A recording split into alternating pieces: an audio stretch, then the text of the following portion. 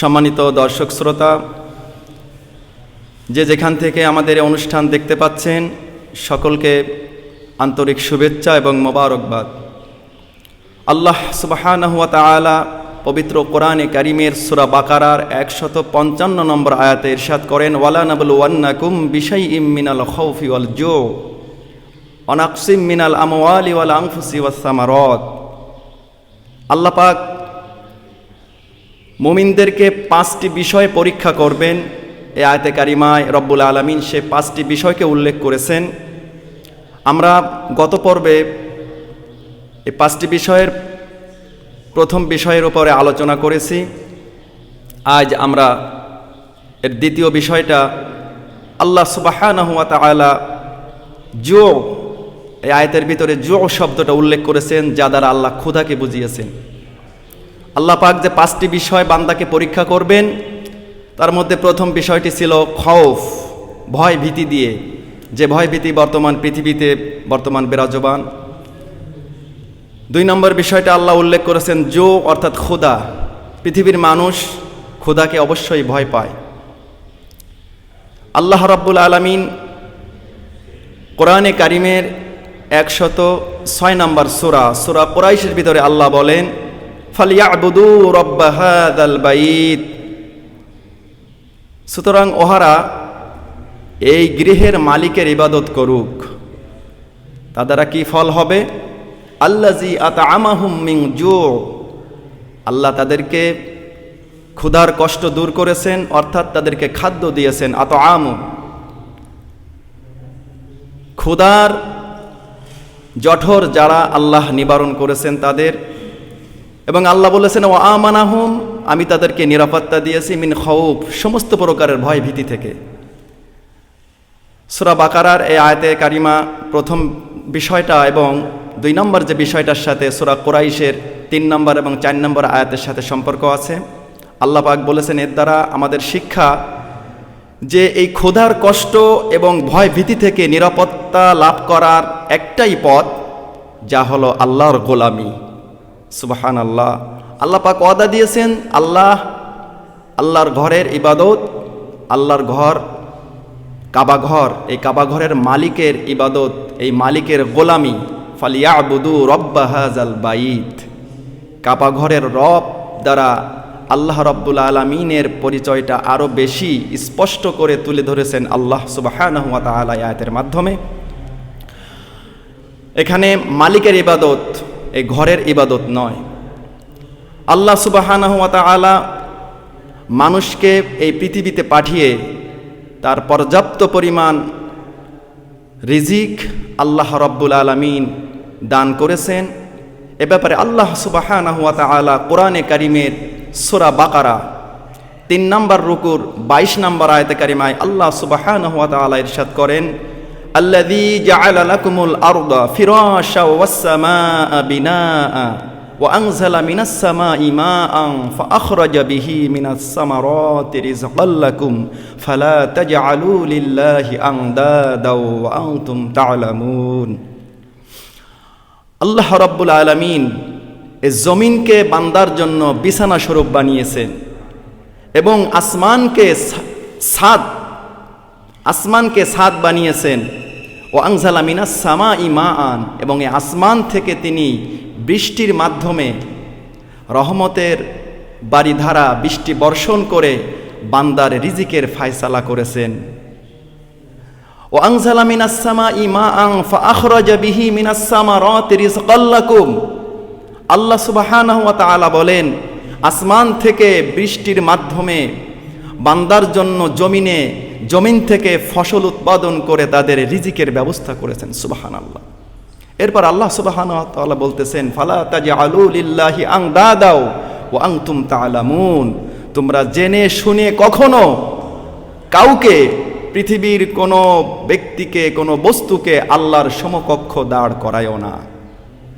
সম্মানিত শ্রোতামণ্ডলী, আল্লাহ রাব্বুল আলামিন তার বান্দাকে রিজিক দিয়ে, তার বান্দাকে বসবাসের বাসস্থান বিছানা বানিয়ে দিয়েছেন জমিনকে, আসমানকে ছাদ বানিয়ে দিয়েছেন তার পর্যাপ্ত খাবার দিয়ে, তার বসবাসের যোগ্য করে দিয়েছেন এই পৃথিবীকে, এর পরেও সেই আল্লাহকে বাদ দিয়ে যদি কোনো বান্দা, যদি কোনো মানুষ অন্যের গোলামি করে, অন্যের পূজা করে, অন্য কাউকে রব হিসেবে গ্রহণ করে, এদের উপরে আল্লাহর পক্ষ থেকে শাস্তি আসবে।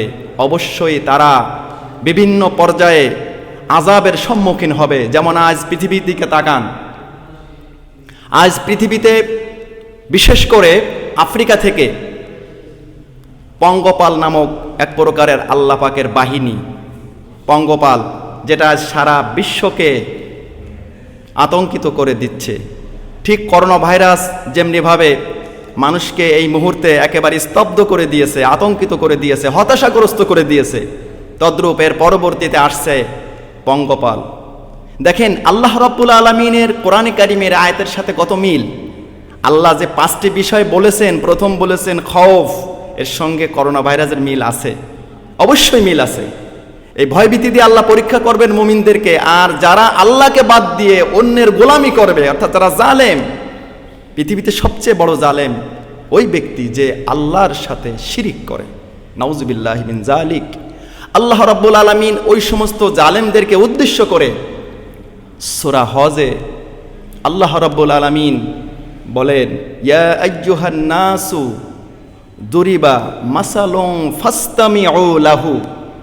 হে পৃথিবীর মানুষ, তোমরা শ্রবণ করো, তোমাদের জন্য একটি উপমা পেশ করা হচ্ছে, মনোযোগ দিয়ে শ্রবণ।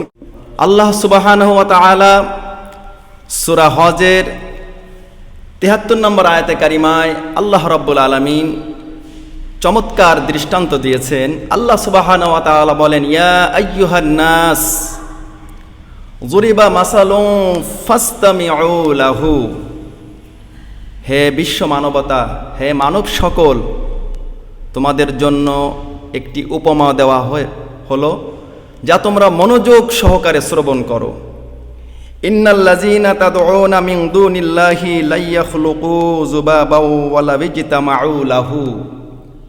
আল্লাহ সুবহানাহু ওয়া তাআলা বলতেছেন, তোমরা পৃথিবীতে আল্লাহকে বাদ দিয়ে যাদেরকে ডাকো, তোমরা যাদের ইবাদত করো, তারা সকলে মিলে আল্লাহর সৃষ্টি ক্ষুদ্র একটি মাছিও সৃষ্টি করতে সক্ষম হবে না। সুবহানাল্লাহ।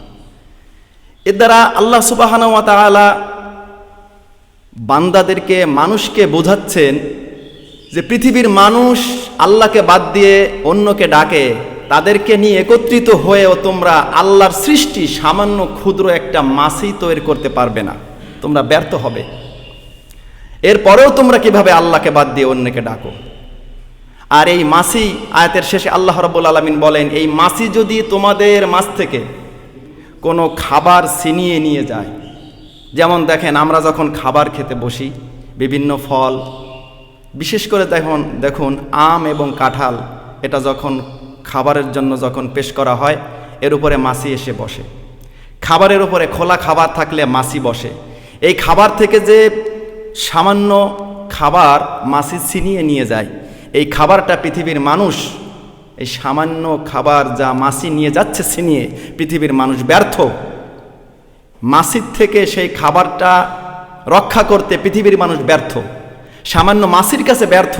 আর আল্লাহ রাব্বুল আলামিন তার নাফরমানির কারণে, তার গোলামি না করার কারণে পঙ্গপাল নামে যে তার ক্ষুদ্র একটা প্রাণী, এই প্রাণীগুলো জোট হয়ে, ঐক্যবদ্ধ হয়ে মানুষের ক্ষেতের ফসলের ওপর যদি আক্রমণ করে, অবশ্যই মানুষ ক্ষুধার কষ্ট পাবে, মানুষ ক্ষতিগ্রস্ত হবে।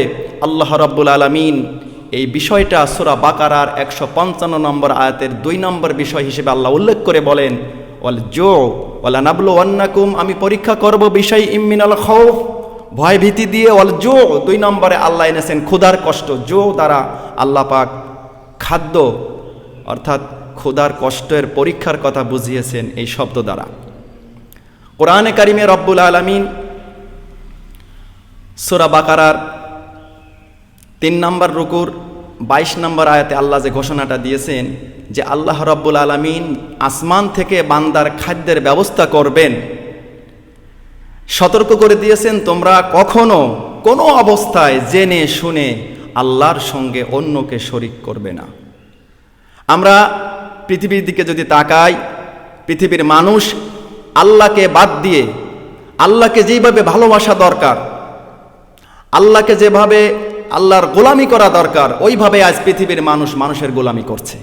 যেমন আল্লাহ সুবহানাহু ওয়া তাআলা কোরআনে কারিমে ইরশাদ করেন, সূরা বাকারার 165 নম্বর আয়াতে, আল্লাহ সুবহানাহু 265 নম্বর আয়াতে আল্লাহ রাব্বুল আলামিন বলেন, ওয়ামিনান নাসি মাইয়াত্তাখিযু মিন দুনিল্লাহি আনদাদা ইউহিব্বুনাহুম কাহুব্বিল্লাহ ওয়াল্লাযীনা আমানু আশাদ্দু হুব্বাল লিল্লাহ ওয়ালাউ ইয়ারাল্লাযীনা যালামু ইয ইয়ারাউনাল আযাব আন্নাল কুওয়াতা লিল্লাহি জামিআ ওয়া আন্নাল্লাহা শাদীদুল আযাব। আল্লাহ রাব্বুল আলামিন বলেন, এতটা সত্ত্বেও আল্লাহ রাব্বুল আলামিনের স্পষ্ট ঘোষণার পরেও, আল্লাহ রাব্বুল আলামিন মানুষের সমস্ত প্রয়োজন পূরণ করার পরেও মানুষের মাঝে এমন কিছু নির্বোধ, এমন কিছু অজ্ঞ লোক আছে যারা আল্লাহকে বাদ দিয়ে আনদাদা ইউহিব্বুনাহুম কাহুব্বিল্লাহ, অন্যকে এমনভাবে ডাকে, অন্যেরকে অর্থাৎ আল্লাহকে যেভাবে ভালোবাসা দরকার ওই ভালোবাসা তারা পৃথিবীর মানুষকে দিয়েছে। আল্লাহ রাব্বুল আলামিন তাদেরকে পৃথক করে এই আয়াতের ভিতরে আল্লাহ বলেন, ওয়াল্লাযীনা আমানু আশাদ্দু হুব্বাল লিল্লাহ, কিন্তু যারা ঈমানদার, যাদের অন্তরে ঈমান আছে, আল্লাহর ভয় আছে, তারা কখনো আল্লাহর ভালোবাসা ছেড়ে পৃথিবীর মানুষকে ভালোবাসতে পারে না। তাদের অন্তরে সর্বক্ষণিক সর্ব অবস্থায় বিপদে মুসিবতে সব সময় আল্লাহর ভালোবাসা মজবুত, আল্লাহর ভালোবাসা তাদের অন্তরে শক্ত। আল্লাহ পাক বলেন, আমানু আশাদ্দু হুব্বাল লিল্লাহ। এই আয়াত দ্বারা ঈমানদার এবং মুশরিক, অর্থাৎ যারা বুদ্ধিমান, যারা আল্লাহকে বিশ্বাস করে, আল্লাহর প্রতি ঈমান এনেছে, আর যারা আল্লাহকে বাদ দিয়ে অন্যের গোলামি করে, আল্লাহ এখানে ভাগ করে দিয়েছেন।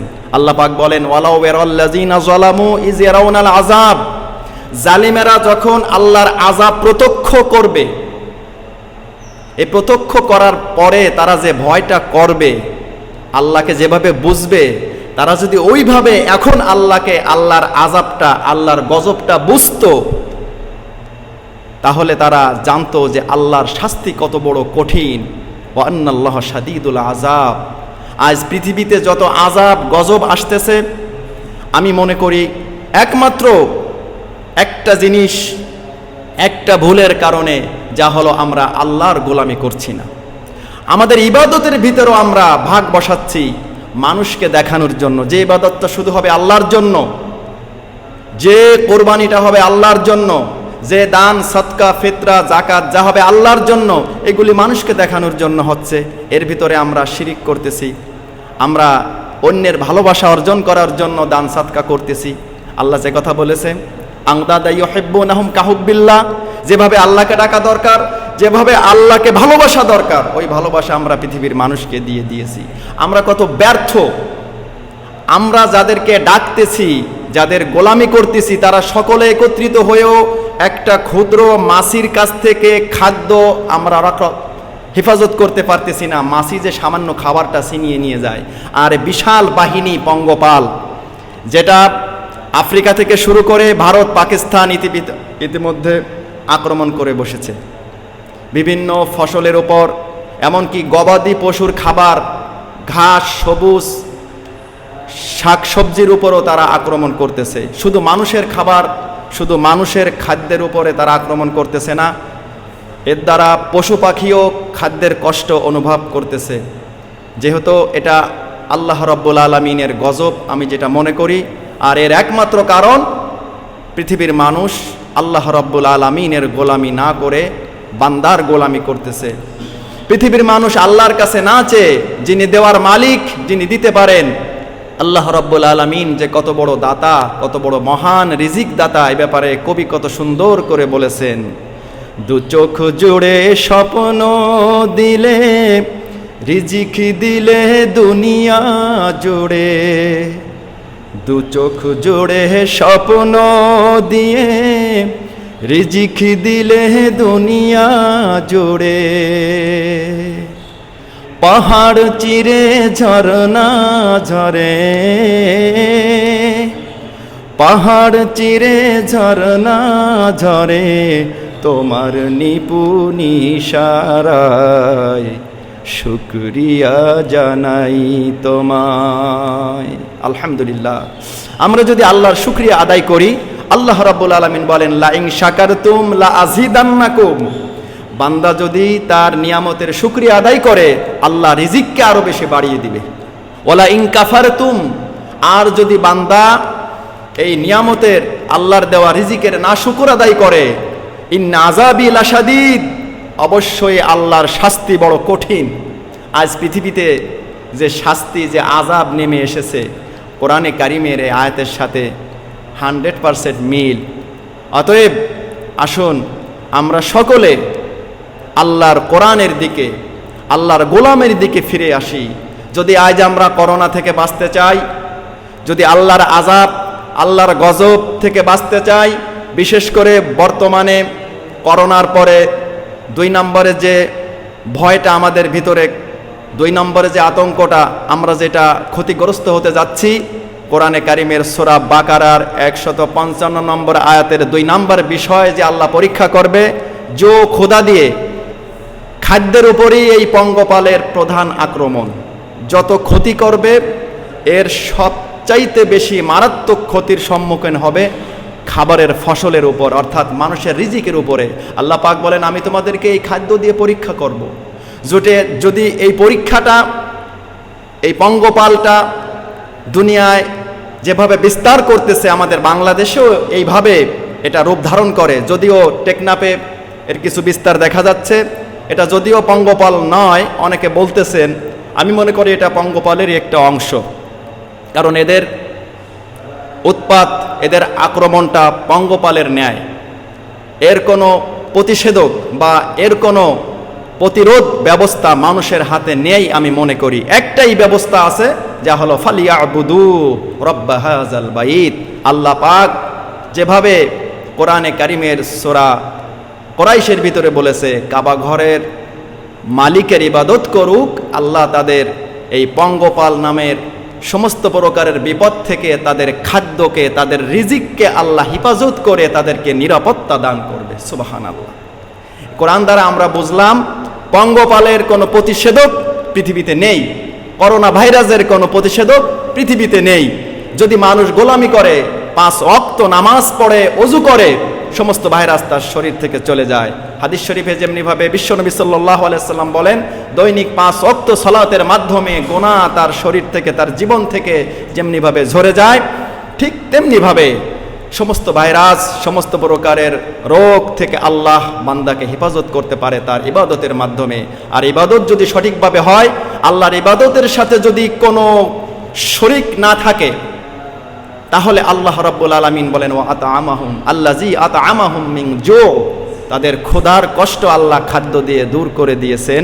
যেমনিভাবে আমাদেরকেও আল্লাহ রাব্বুল আলামিন আমাদের ক্ষুধার কষ্ট, আমাদের রিজিকের অভাব আল্লাহ দূর করে দিবেন। আর যদি আমাদের বাংলাদেশেও এই পঙ্গপালের বিস্তার ঘটে যায়, তো মুমিনদের জন্য কোরআনে কারিমের সূরা বাকারার 55 নম্বর আয়াতের 2 নম্বর পয়েন্ট দ্বারা আমরা বুঝবো এটা আমাদের জন্য অবশ্যই পরীক্ষা। যদি আমাদের ঈমান থাকে, আর যদি ঈমান ছাড়া, ঈমান হারা হয়ে থাকি, অন্যের গোলাম হয়ে থাকি, আল্লাহর গোলাম না হই, তাহলে অবশ্যই এটা আমাদের জন্য গজব। ইন্না আযাবি লাশাদীদ, অবশ্যই এটা আমাদের জন্য শাস্তি। আমরা সকলে আল্লাহর গোলাম হতে চাই। আল্লাহ রাব্বুল আলামিন যেন আমাদেরকে তার গোলাম হিসেবে আমাদেরকে কবুল করেন।